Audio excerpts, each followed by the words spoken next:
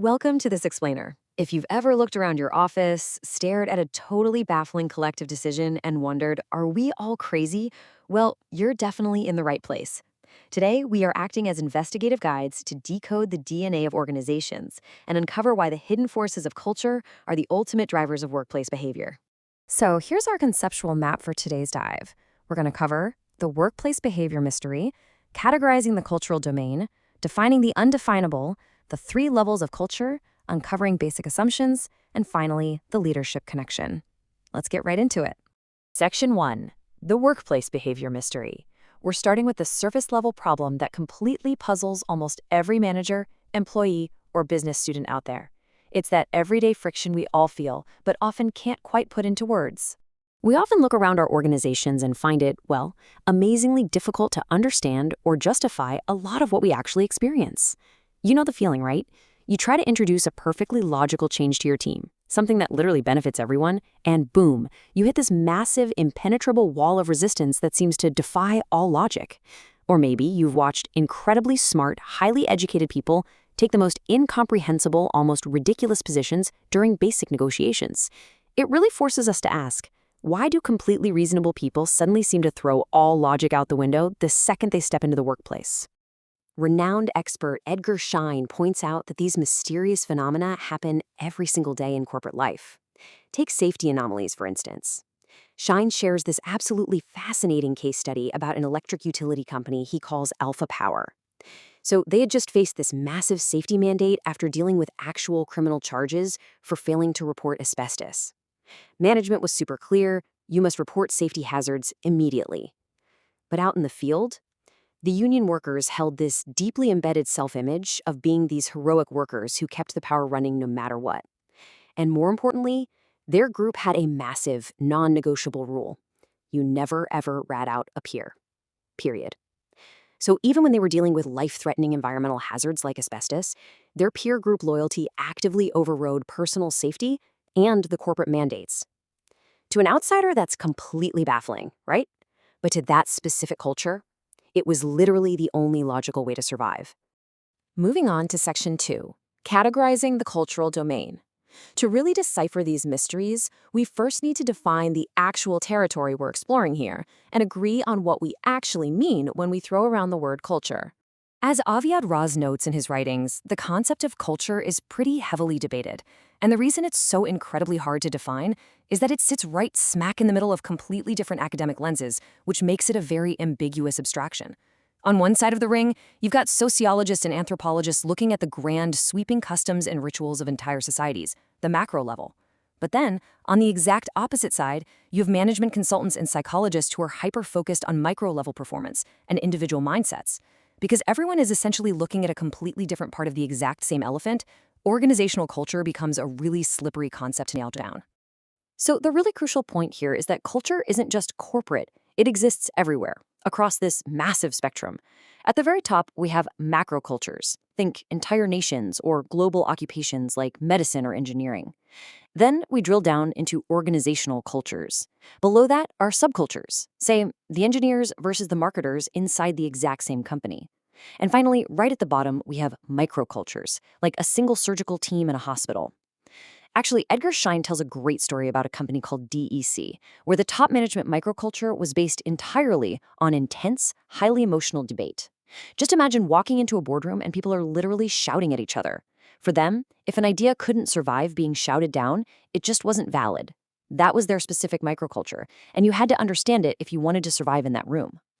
Which brings us to Section 3, defining the undefinable. If culture is just this accumulated learning across all these different macro and micro groups, how do we actually pin down a formal definition that we can use practically? Well, Schein's definition brilliantly illustrates how culture isn't just about, fun office layouts or ping pong tables in the break room. It is a profound social learning process. Let's walk through this together. First, it's a pattern of shared basic assumptions. Second, this pattern wasn't just invented out of thin air. It was actively learned through trial and error as a group solved real problems together. Third, because it worked, it became valid. And fourth, and honestly this is arguably the most important part, it is actively taught to new members as the correct way to perceive, think, and feel. Notice that. Not just the right way to act, but the right way to actually feel. It acts as this incredibly subtle and visible mechanism of social control. All right, Section 4, the 3 levels of culture. Now we're reaching the real core of our dive, looking beneath the surface to see how this incredibly powerful force is actually structured. Think of culture kind of like a deep-sea dive. Schein maps culture across 3 distinct levels of visibility. Right at the very surface, catching the sunlight and totally visible to everyone, you have the artifacts. Now dive a little bit deeper below the surface and you hit the espoused beliefs and values. And finally, plunging all the way down to the dark, unyielding ocean floor, you hit the basic underlying assumptions. Let's compare the absolute top of that dive with the absolute bottom. Aviadraz points out that physical office layouts and space allocations are usually the immediate artifacts we notice. But Schein warns us that artifacts are dangerously easy to misinterpret. You might, for example, observe an office where everyone dresses super casually and assume, oh, they must be really inefficient or relaxed. But in reality, it could be this highly intense, results-only environment where dress code just doesn't matter because everyone is working 100 hours a week. Schein actually gives a brilliant historical example of this. The Egyptians and the Mayans both built these highly visible pyramids, massive, totally undeniable artifacts. But one culture used them as tombs for the dead, while the other used them as temples for the living. You simply cannot decipher the artifact without understanding the basic underlying assumption. Those assumptions at the very bottom are unconscious, they're taken for granted, and they are completely non-negotiable. Section 5, Uncovering Basic Assumptions. So, how exactly does an idea sink from the surface all the way down to become a non-negotiable assumption? How is an assumption actually born? Picture this. Imagine a manager in a young business, and she's sweating over declining sales. She stands up in a really tense meeting and just throws out a proposed solution. We must increase advertising. Now, at this exact moment in time, this statement has zero cultural weight, none. It's simply a proposal based entirely on her own personal belief and intuition.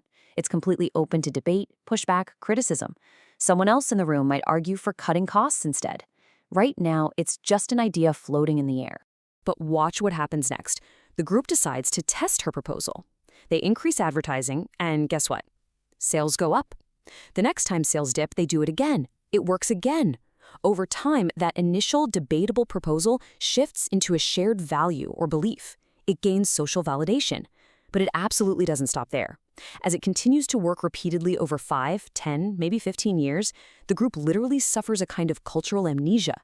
They completely forget that it was ever a debated proposal in the first place. It drops down to that deepest level, a shared assumption. It becomes an unquestionable, invisible rule of reality. If a brand new employee comes in decades later and suggests cutting advertising to save money, they won't just be disagreed with, they'll be looked at like they are fundamentally crazy. That is the sheer power of a basic assumption. And finally, Section 6, the leadership connection. This brings us to the ultimate resolution of our explainer, how all of this deeply embedded psychology applies directly to leadership. Schein argues that culture and leadership are fundamentally 2 sides of the exact same coin. When a group first forms, the founders and leaders impose their initial values and proposals, just like our manager with her advertising idea. They are the ones who create the culture from scratch. But as the group matures, and those solutions harden into non-negotiable assumptions, the dynamic completely flips. The resulting culture ultimately constrains the founders and the future leaders. The culture starts dictating exactly what kind of leadership will be tolerated. If a new leader steps in and their personal style violates those deep basic assumptions, the culture will simply reject them like a bad organ transplant, no matter how objectively good or logical their management strategies might be. Which leaves us with this final, really critical thought.